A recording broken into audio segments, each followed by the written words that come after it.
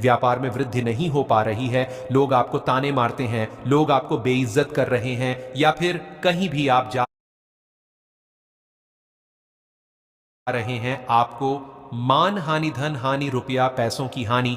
अगर आप एक पढ़ने वाले स्टूडेंट हैं, मन वांछित नौकरी नहीं मिल पा रही है, जहां भी जाते हैं आपको सफलता हासिल नहीं हो रही है, ये सबकी कारण होते हैं आपकी स्वयं की कर्म और ग्रह नक्षत्रों की विपरीत प्रभाव भक्तों। जब ग्रह नक्षत्र, क्योंकि कहा जाता है दिशा और दशा, यह व्यक्ति को कहां से कहां पहुंचा देता है कल्पना भी नहीं किया जा सकता। अगर सही दिशा व्यक्ति को मिल जाए तो मंजिल बहुत आसानी से प्राप्त हो जाते हैं। इसी प्रकार भक्तों, अगर व्यक्ति को सही दिशा मिल जाए, ग्रह नक्षत्र की दशा को सुधार दिया जाए तो मंजिल प्राप्त करना बहुत ही आसान है। साधारण से साधारण व्यक्ति भी अपनी मंजिल को आसानी से पा सकता है। रोटी कोई साधारण वस्तु नहीं है भक्तों। कहां भी जाता है व्यक्ति को इस संसार में दो ही चीज का बहुत ही ज्यादा जरूरी है, वह है रोजी और रोटी। तो भक्तों, ज्योतिष शास्त्र में कुछ ऐसी उपाय बताए गए हैं होली के दिन रोटी के बारे में, जिन्हें करके ग्रहों की स्थिति को आप सुधार सकते हैं, आर्थिक स्थिति को आप अपने बेहतर बना सकते हैं। तो आज की इस वीडियो में मैं आप लोगों को टी के जो टोटके बताऊंगा, जिसे अगर आप करेंगे तो माता लक्ष्मी आपके ऊपर बहुत प्रसन्न होंगे और आपके घर के धन के भंडार को, अगर होली के दिन यह उपाय करेंगे तो आपकी घर की धन की भंडार को भर देगी। और इतना ही नहीं, बहुत से लोगों को सिर्फ धन की जरूरत नहीं होती, बहुत से लोग दैहिक पीड़ा से परेशान रहते हैं, शारीरिक पीड़ा से परेशान रहते हैं। उनके पास खूब सारा धन होता है लेकिन मन को शांति नहीं मिल पाती है, मन की बिल्कुल शांति छिन जाती है। धन होते हुए भी लोग बीमार से ग्रसित रहते हैं, समझ में नहीं आते करते तो करें क्या। यह उपाय अगर आप होली के दिन से करना शुरू कर देंगे तो यकीन मानना, आपकी जो लंबे समय से चली आ रही बीमारी है, धीरे धीरे वह सुधरना शुरू हो जाएंगे।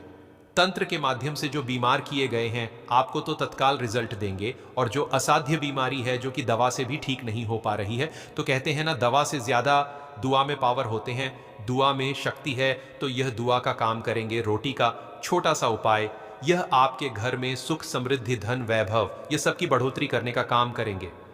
भक्तों, यह ज्ञान बताने से पहले, अच्छी जानकारी बताने से पहले आप सभी लोगों से निवेदन करना चाहूंगा, वास्तुशास्त्र ज्ञान, एक आप हमारे व्यूअर नहीं बल्कि आप हमारे परिवार के हिस्से हैं। अभी तक आपने हमारे वीडियो को लाइक नहीं किए होंगे तो वीडियो को लाइक जरूर कर लेना, और हाँ, चैनल को सब्सक्राइब नहीं किया है तो चैनल को सब्सक्राइब जरूर कर लेना। भक्तों, जब आप हमारे चैनल को सब्सक्राइब करते हैं तो हमारे मनोबल बढ़ते हैं और हम आप लोगों के लिए अच्छे अच्छे जानकारी लाने का प्रयास करते हैं, अच्छे अच्छे जानकारी ला करके हमारे चैनल में देते हैं और बताते भी हैं। और हाँ, कमेंट बॉक्स में जय श्री राम लिखना ना भूलना अगर आप सच्चे हिंदू हो। तो भक्तों, आपको क्या करना है, जब भी आप घर के रसोई में रोटी बनाते हैं या फिर आपके घर में माँ बहनें या आपकी जो वाइफ है रोटी बनाते हैं, तो पहली रोटी गौ माता के लिए निकाला करें, और ये किस दिन से किस प्रकार से निकालना है तब आपको फायदा मिलेंगे, यह भी जानना जरूरी है। ऐसा नहीं आप घर के पहली रोटी तुरंत निकाले और गौ माता को खिला दे।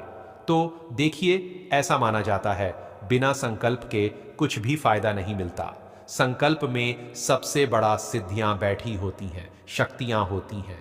तो यह उपाय करने से पहले आपको थोड़ा सा अपने हाथ में जल लेना है और संकल्प कर लेना है कि हे माता लक्ष्मी, मैं आपकी आगमन के लिए, अपने घर की तरक्की के लिए, अपने स्वयं की तरक्की के लिए और ज़्यादा से ज़्यादा धनवान बनने के लिए, मैं आज से संकल्प लेता हूं कि मेरा घर से जो प्रथम रोटी बनाई जाएगी वह आपके ही स्वरूप गौ माता को दिया जाएगा, भेंट किया जाएगा, प्रसाद स्वरूप गौ माता को दिया जाएगा। इस प्रकार से आपको एक नियम बनाना है, तब आपको फायदा मिलेंगे। ऐसे नहीं कि सीधे रोटी निकाले और गौ माता को खिला दिए। बिना संकल्प के आपको कोई भी फायदा नहीं मिल पाते हैं।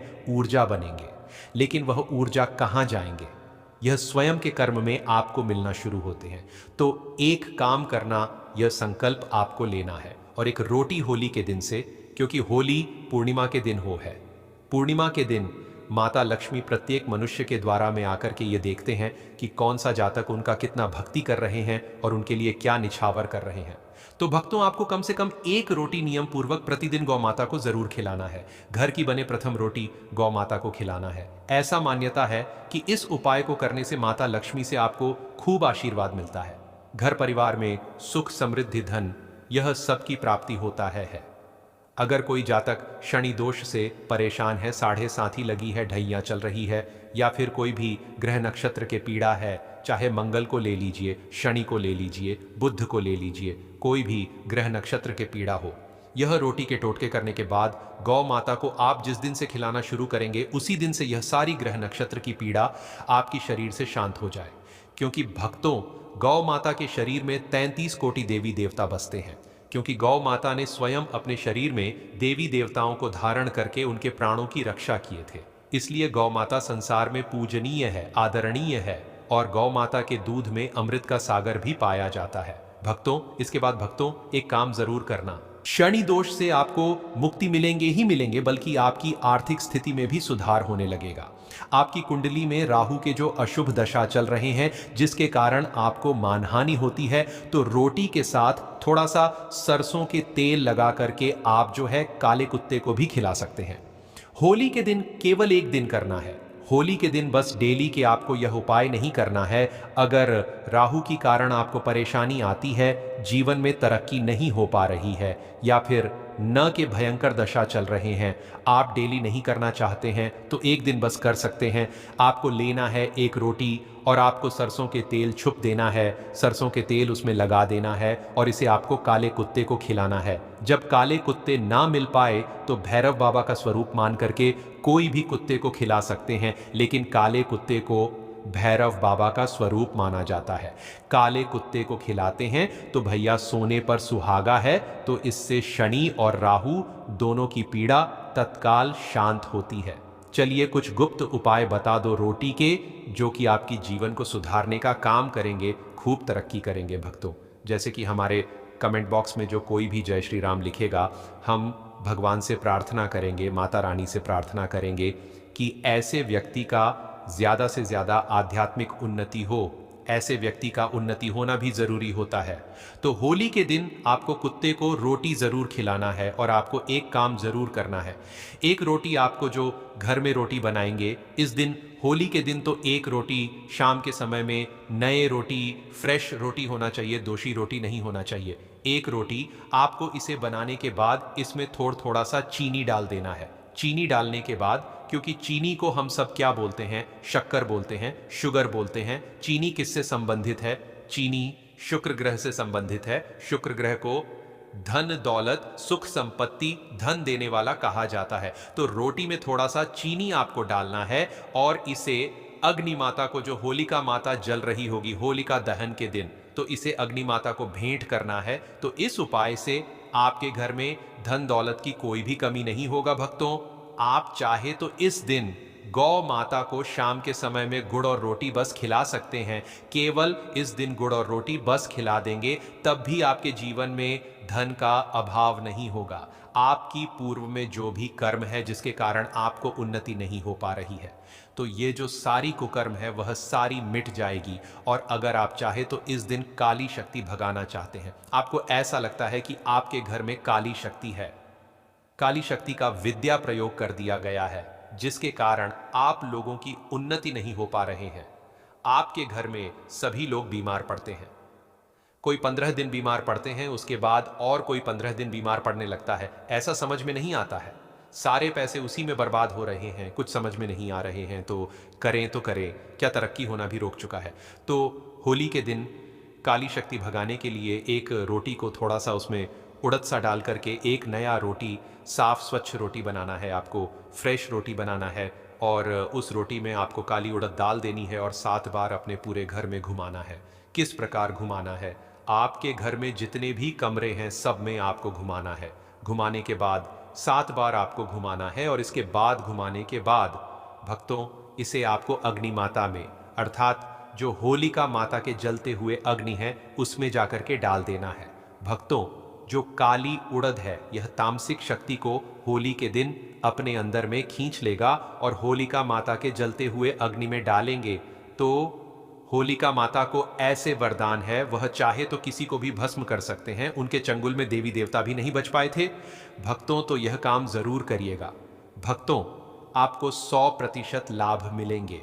आपकी उन्नति जरूर होगी, आपकी तरक्की चाकू का इस्तेमाल बिल्कुल भी न करें, सिलाई कढ़ाई भी न करें।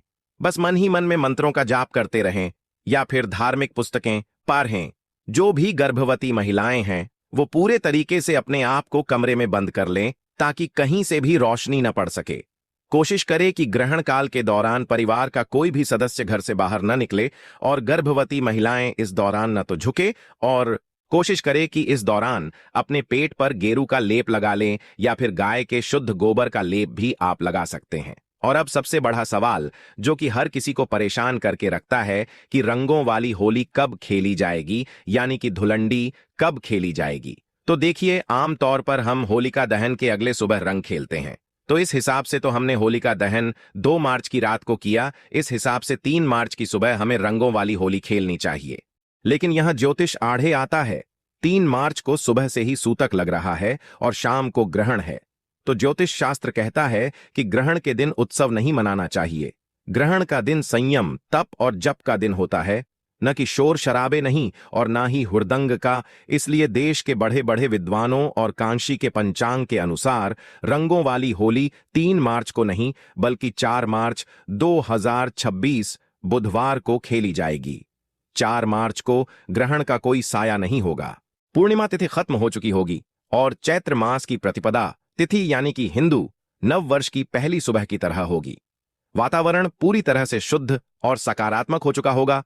इसलिए 4 मार्च को आप जी भर के रंगों वाली होली खेलें, गुलाल उड़ाएं और होली मिलन समारोह बड़े ही प्रेम और धूमधाम से मनाएं।